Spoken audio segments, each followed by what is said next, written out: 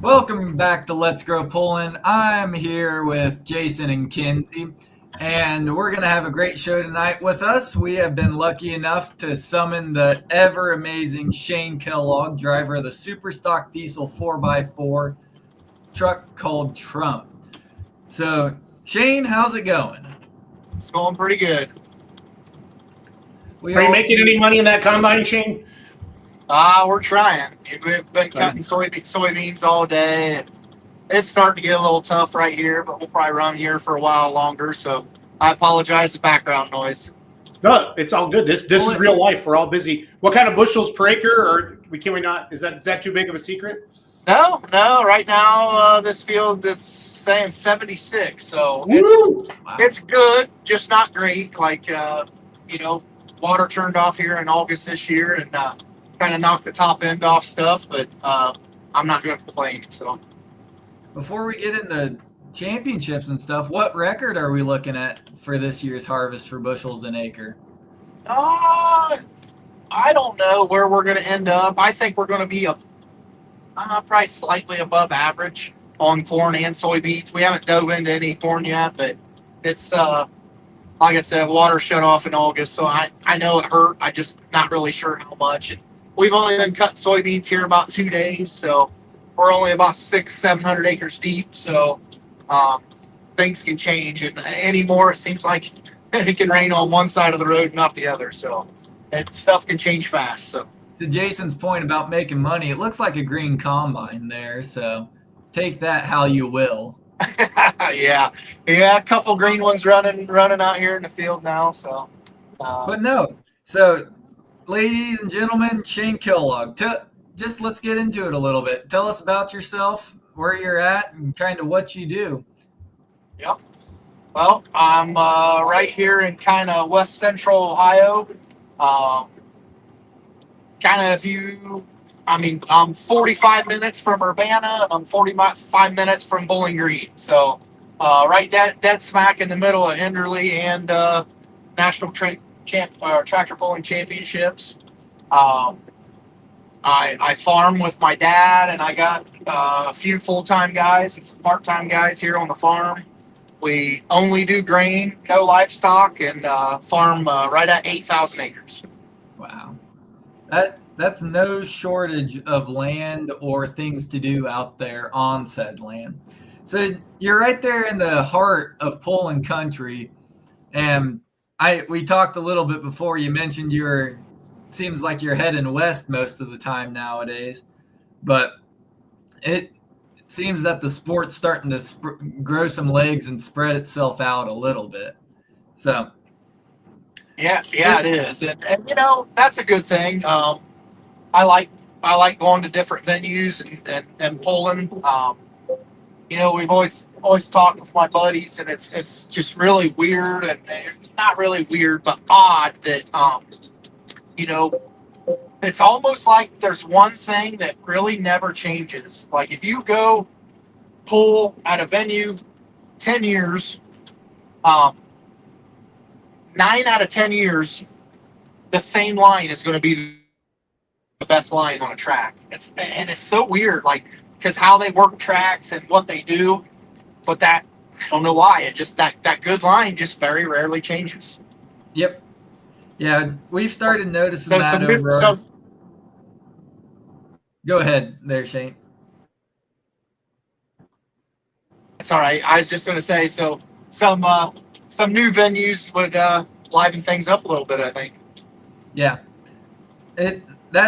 That's his PSA for the night to all prospecting promoters, to bring out a class that's not usually seen in all too many places besides the Grand National circuit.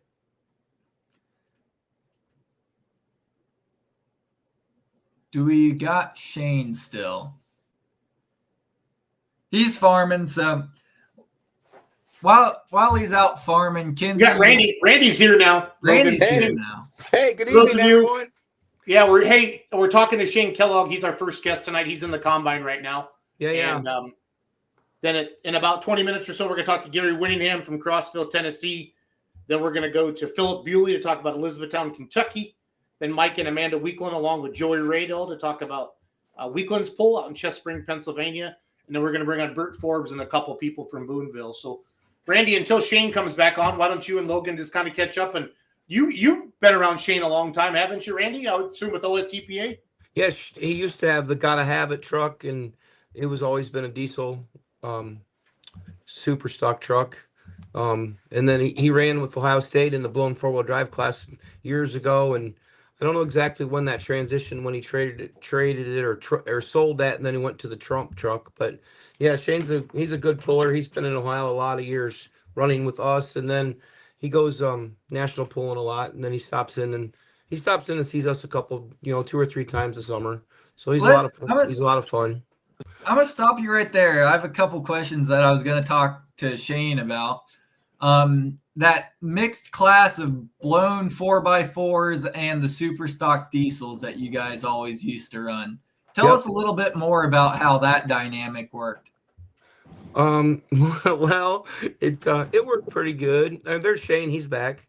So there he is. Yeah. Sorry about that, guys. That's okay. So that was been years ago when they mixed those classes together. When Shane had Gotta Have It, and he came and ran with the blown 4-wheel drives. Everybody was factored a little bit, and the first year they struggled, but they got them pretty close, and it made for a good competition, and it was a lot of fun. There's a lot of people enjoyed watching it, that's for sure. So, but that was quite a few years ago. That would be an interesting class. I wish there was more of a presence of the super mod 4-wheelers. And then to mix them with the diesel trucks, you go back to the duel of the fuels class that you see in the big unlimited super stocks. And that's another fun class. So Shane, while we got you here, tell us a little bit about your season, where you started, and kind of walk us through how your year's gone. Started out there in Hutch in early June, and typically for a 4-wheel drive diesel, that's which usually seems to work out for me. Takes a little bit more driver, a little bit less power, just a little bit better setup, and come out of Hutch with a first and a second place. The Acoustic boys done really well out there too, so they were kind of nipping on my heels all season, and actually there for a while they were actually leading. I broke in Toma, and after I broke in Toma, they were actually leading points there till through Rockwell. I took over the lead in Rockwell. Seems like our season's either made or lost. Shows up and how a track can change, and that's another place I just usually typically do okay. And I was second and an 8th, and was 19.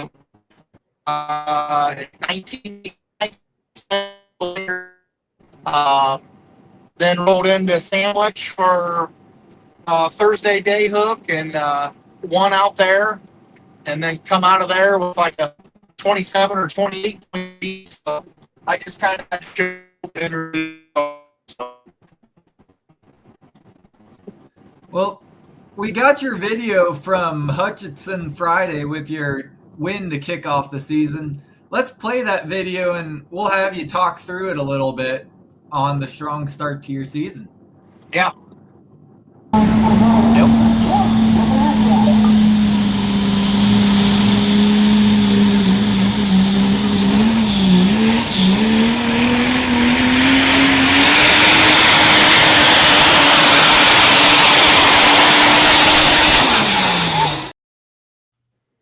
Up to rock back on its rear end, and seen I cut the wheel real hard right there about 3/4 of the way through the run. The sled started pulling me towards the line, and I was running that chalk line anyway, and just about had an oh crap moment there for a second. That wouldn't be good starting out the season going out of bounds, but yeah, so that's the way the season started there. Yeah, that's one thing that's always been a big thing to me with this class is you guys aren't in the throttle all the way until almost 200 foot. It's largely dependent upon track conditions, but it's definitely a driver's class, that's for sure. Or, you know, and you're going to find tracks, you know, like some years at Bowling Green and like Farley was this year. Farley was pretty mean. There's going to be tracks that guys can go out there and, you know, come out of the hole and pin it at 100 foot and they'll drive past me. But it seems like if you take a consistent approach, you usually do pretty consistent. You're going to get beat at times, but you know, might lose a couple, you know, but you always stay at the top. It seems like so. So, how long did it take you to develop that feel over your many years of driving? Well, just what you guys were talking about when I lost you there, and I come back on. Those guys over there, them boys over there at OSTPA, when I was running with them blown trucks, they taught me how to drive, because if you didn't drive, they just beat you up. I mean, they wore you out, and just really tried to start mimicking what they were doing, and it worked. I mean, that's why Gotta Have It was so good. You know, they're back in 09 and 10 and 11, 12, 13. I mean, we were running as many hooks as we could. You know, we'd run. I mean, OSTPA circuit had 33, 34 hooks on it for our class. Run all them, run all the NTPA pools we could get to, and all the Lucas soil pools, the PPL pools we could get to, and then even fill in with some brush hooks. I mean, we were hooking 60, 70 times a summer. And Wow.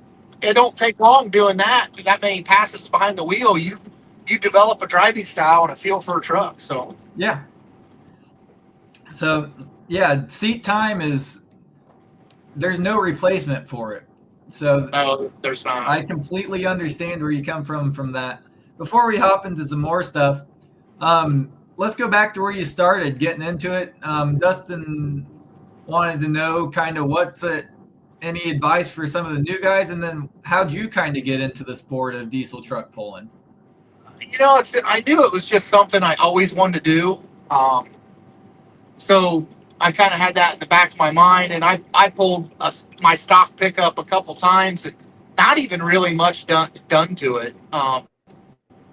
Decided I wanted to build a truck, start researching some options, whether, you know, I want to do a 2630 or super stock, and just kind of come to the decision that I knew where I wanted to end up. I wanted to end up a super stock, so there was no sense of building a 30 or a 26 and selling all my parts for, you know, 25 cents on the dollar a year or two later. So we just started right off in the super stock class. And now when I say that, when we built my truck in 07, my very first truck, Gotta Have It truck, Gotta Have It kind of had two phases. It had a stock chassis truck, which was based off of a 1997 Dodge, and it was the stock frame, and we just built a subframe underneath of it and pulled it.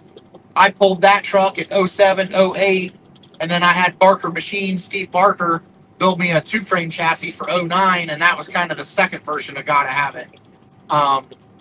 But, you know, I feel like if I wouldn't have done it when I done it, I mean, I don't know really if I would want to do it or could afford to do it now, because, you know, I feel like when I done it, things weren't so bad. And, you know, I went from a stock chassis truck to a tube frame and then a glass body, and then went to, you know, I bought a set of used turbos off Eric Stacy, and then I bought my first set of twin chargers from Columbus Diesel Supply. And then I went to triple turbos on this Trump truck, and, you know, a billet Sigma, just stuff like that. Like, I've kind of pieced away at it. But if you want to come onto the scene now and be competitive, man, it takes a big check now. So yeah. So tell us a little bit about these vehicles that you drive week in and week out. What's under the hood and what is far from stock on these beautiful? Well, I've drove just about everything. Right now, every day, I drive a half-ton Ram with a little 3-liter Eco Diesel in it. And I have two Cummins trucks on the farm, a 5500 and a 2500 that kind of do the work. But we're large enough now that we mainly just do semis do all the work, and we got seven semis on the farm, and they all got either a Cummins or a pack car in them. So, Wow. yep. So in the Trump truck, we talked earlier. What kind of horsepower and wheel speed are these trucks getting at as you guys are locking those wide open? It just depends on what kind of setup I may have on it that night. But the last time I had my truck on the dyno was, oh man, with a set of triple chargers was probably 2015, and it made 3,100 some horse, 3,200 horse. I do not have it set that high. I have some power taken out of it just to be easier on the motor and to make it easier to drive. I'm going to say it's, somewhere in the high 2000s, I would say. And wheel speed is usually 58 to 60 mile an hour, I would guess, depending, highly dependable on RPMs that night. So got a question from Chris here. Were you around for the Dave Mitchell EAP era? So actually, I was not. Dave was just kind of rolling out of things when I come onto the scene. That's and like I said, I've been doing it since '07, but I'm definitely not. I don't feel I'm a pioneer of the sport because guys like Eric Stacy and Van Hazley, Kent Crowder, good Lord, they were doing it 5 years before I was. And, Dave was one of those guys. And Dave was definitely the forefront of it all. I think he might have been the very first guy to have cut tires on a truck. Wow. Yep. So kind of a hairball idea here. What would it take to get you in an alcohol burning vehicle? Alcohol truck? Or tractor, or something that does not burn oil. Hey, right. It's funny you say that. Probably, I don't know, 5, 6, 7 years ago when, I always thought that light alcohol class was it was so fun to watch, but it was also a class that was like, man, everybody either ran really good or everybody ran like shit, Yeah. I seen them guys put on just superstar shows at Bowling Green, and then other times you watch them and scratch your head. But I actually, back in the day, I thought, man, if I ever do another class, that's what I'm going to do. I'm going to do one of them, because I love that wheel speed and all that boost, and so I don't think it would take much, but especially with those, like I always used to snicker at the guys I pulled with at Ohio State, because that was a dual of the fuel class, and we always used to make fun of them and say, man, all that noise and no power. What the heck's wrong with you guys? Gosh. And they didn't like that too well. So, Well, that's awesome. Hey, you put together a heck of a season this year and popping off a season championship. You deserve it. Randy, I'll let you round out the rest of this. You guys have your time, and then we will let you get back to farming and making money. Randy, tell us some fun Shane stories, or maybe what you respect about Shane, or just because you live in Ohio, you Ohio guys. Yeah, I've been with Shane a few times out and about, and we've had a lot of good times together, and that's what we won't want to tell any more of the story than that. But he's a lot of fun when he shows up in Ohio. Everybody knows the Trump truck, and they're all excited. And now we actually split those classes, so he doesn't pull with the blown four wheelers anymore. But it's always fun when he shows up in Ohio, that's for sure. So Shane was really helped our events in Richland Center back in the day, our churn and dirt events. I would get a hold of Patty, and Shane would come up, and the super stock diesel trucks. We had Badger State classes. We'd have the super stock diesel trucks. Randy and Logan and Kenzie probably even remembers going to those. But I remember hanging out with Matt Clemens and Shane Kellogg to the wee early in the morning, and a lot of fun, Shane. So I appreciate you coming, and you really helped our events grow, the super stock diesel trucks. You got some wins there, and It was always cool to have you here. So Yeah, we always enjoyed going out there. Awesome. good deal. Well, you hey, get back Shane, to some combine and beans, and then we're going to keep moving on with our show. Sorry you came on an hour earlier. Our young co-host Logan Stevens learned about time zones tonight, and we're bringing him along. So yeah, yep. But no, at least it all works out. Yep. Thanks, So, Shane. Shane, Yeah, well, thanks thanks for having me.